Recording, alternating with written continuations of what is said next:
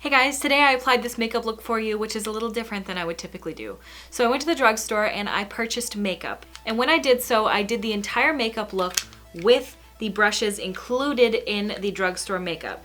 Now, I feel like a lot of times people on YouTube will take these brushes and they'll just throw them away, use their high-end brushes, and tell you how the makeup wears, and that's great. That's how I would do it as well. I would not typically use the brush that comes with this product.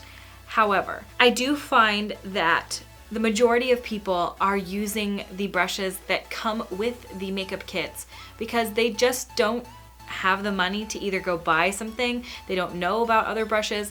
I can tell you personally, when I was wearing makeup a long time ago, I would just use the brushes included, use the little sponge tip applicators, use these, and I didn't know any better. I didn't know that there were other options out there. And if you're not a makeup enthusiast online, there is a good chance that you just don't know that these are the crappiest way to apply makeup. So my test today was to see, can we do actual decent looking blended out makeup with drugstore makeup applicators? And all of the makeup that I'm wearing right now, my eyes were done with the sponge tip applicator, my cheeks were done with the brush that came with the contour kit, and my blush was done with this little blush brush. Watch the video, let me know if you guys think that it is possible to get a decent looking eye look, and I hope you guys like this style of video.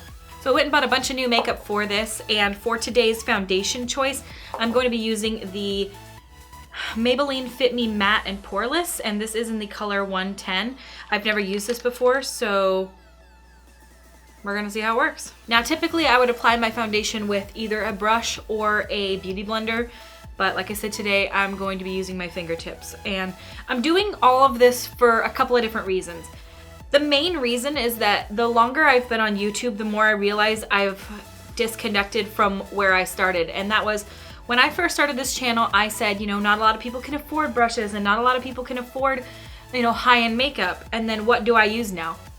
Brushes and high-end makeup. And the majority of people are still shopping at the drugstore and using the little sponge tip applicators. So why don't we cater to those people as well? I have not applied foundation with my fingertips in the longest time. I'm gonna see if there's any way to make all of these steps look decent. This color is a tad light on me. I thought it would have been okay, but I probably should have gone with the next one down because I feel like this is too pale. Okay, first impressions on this foundation applying with my fingertips is that I do not like it. I'm gonna have to apply it with a brush or beauty blender just to see, but it is clinging to every bit of dry skin I have on my face. I don't know if it's the way that I'm applying it, because let's be real, I haven't applied foundation like this in years, but it looks terrible. It's awful. It says matte and poreless, but if I'm being real, it's like dry and poreful. So I'm gonna take a concealer and I'm going to put that underneath my eyes. This sucks. All I want to do is use brushes. For this, I'm using the L'Oreal True Match Concealer.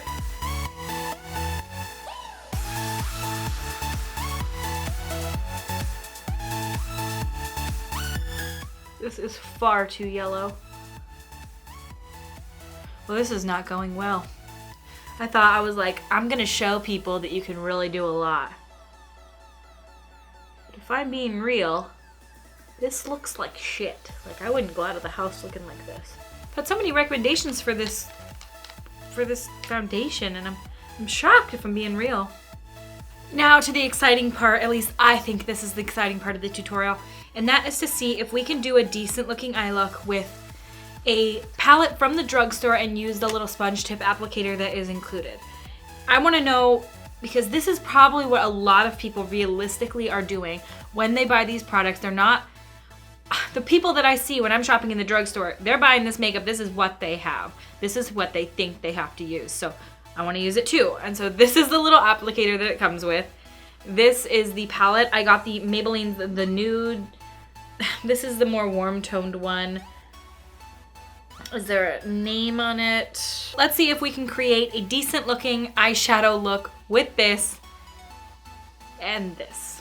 So I'm gonna start off with an all over base color, and that would be, the best one in this palette would be this one to use.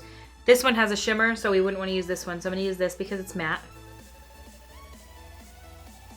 It just feels so weird to use this little tool. I haven't used one of these in, if I'm being real, I haven't used one of these in years. Like, I'm probably looking at like 5 years. But, you know what? People probably use these, and so, gotta give it a chance. Now I'm gonna take this taupey color right here, and I'm going to use that as a transition shade.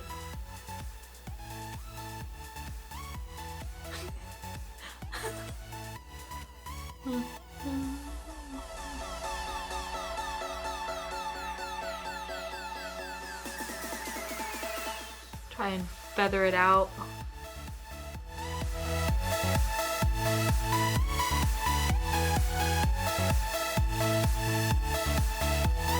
This is hard. I really thought it would be much easier.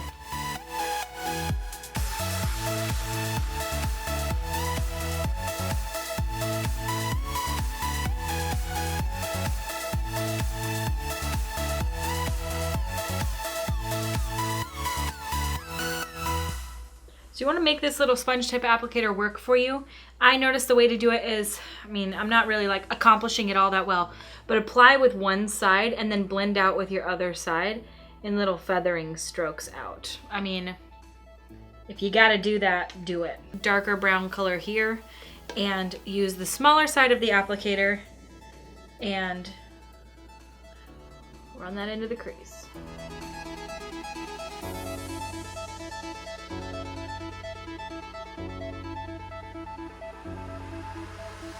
So hard.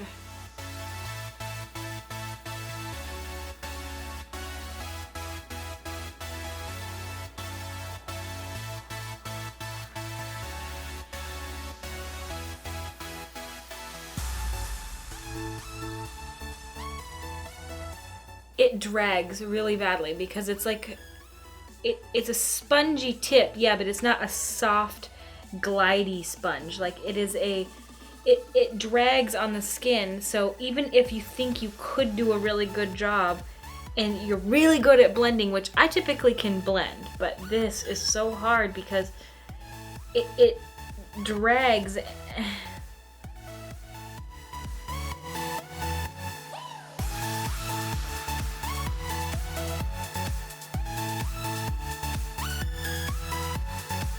I honestly, like, I'm doing my absolute best, but I think that's as blended as I can possibly get it. So now I'm gonna take one of these lighter shades. I think I'm gonna start with this gold shade here, and I'm just going to pat that all over the lid. Let's see how this works. This would be best with my fingertip, I can tell. Now I'm gonna take that lightest shade on the far top left and just pat that in the center. Now I'm going to take, I think I'm gonna try running that one along my lower lash line, even though it does have some shimmer in it. This is the Maybelline The Rocket Volume Express Mascara. I'm not gonna do lashes because I just wanna show you what it looks like if you don't do all the above and beyond steps, if you do what regular people most likely are doing with their makeup. Now I'm going to use this blush here, and I'm gonna use this like as a blush and highlight in one. This is the Maybelline Fit Me Medium Nude. I'm gonna use this little brush that comes with it, and most people just throw these out, but I guarantee you there are people out there that use these, and so to see if you can do a good application of makeup with them is important, I think.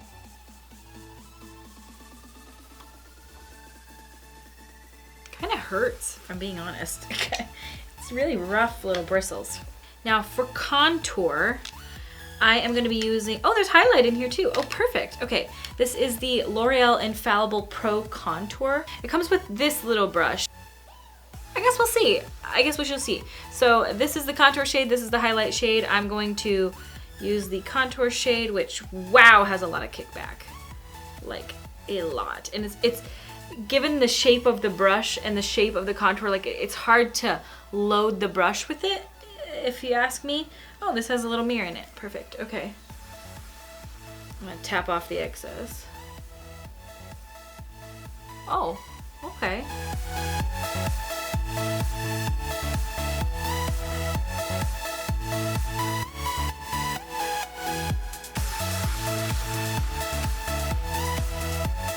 That's actually shockingly not terrible. I kind of weirdly like the shape of this brush. Weird. All right. Are you supposed to do contour and highlight at the same time? Or am I supposed to like take and swipe this in and then go like this? Because I have a feeling that's what this brush is for, to like swipe it in and then do both at the same time. I can tell you that this highlight, I mean this contour is way too dark and orange, but this brush isn't terrible. It's probably one of the nicer brushes I've seen in one of these little kits. This highlight shade is the opposite of a highlight. I mean, there's no highlight to it whatsoever. All right, so that is drugstore makeup done with all the applicators that are included in the actual kits when you buy them. I'm gonna bring you close up and let you guys see firsthand what it looks like up close so that you can tell me whether or not you think that it is possible to get a decent looking makeup application with the sponges and brushes included in drugstore makeup. My overall consensus after doing the makeup on myself with the applicators from the drugstore, it's a lot more difficult to get a decent looking blend. Even this I'm very not happy with, but then again, it bothers me when things aren't really blended. I think that it's way worth it to spend more money, even if it's just a little bit more. e.l.f. brushes, I mean, are even decent. You can get them for a few dollars. So if you're wondering whether or not it's worth it to just use the ones that are in the actual makeup kit, or whether or not you should buy separate brushes, I can tell you from personal experience, from today's demo and from real life. I mean, I use a lot of brushes in my everyday, and I can tell you it is definitely worth it to use brushes. Now, if you have to use these, you're on a crunch. It is difficult to get a decent blend, I can tell you that, but it's not impossible. I mean, if I would go out in public like this. Like, I'm not happy with the way that it looks, and if somebody were to be like, can I look up close? I'd be like, don't look. I'm just gonna say it. Drugstore makeup is expensive. I was really, really disappointed when I went to the drugstore today. I typically just buy high-end makeup now because it's really not that much more expensive. One of the palettes I was looking at for eyeshadows was like $25 from Walgreens. It's just crazy to me when I could go to Sephora and buy an entire palette for like $5 more than that. And it's mind-boggling to me that drugstore makeup has gotten so expensive. The foundation I use is $15, which that's not expensive when you think about the cost of something.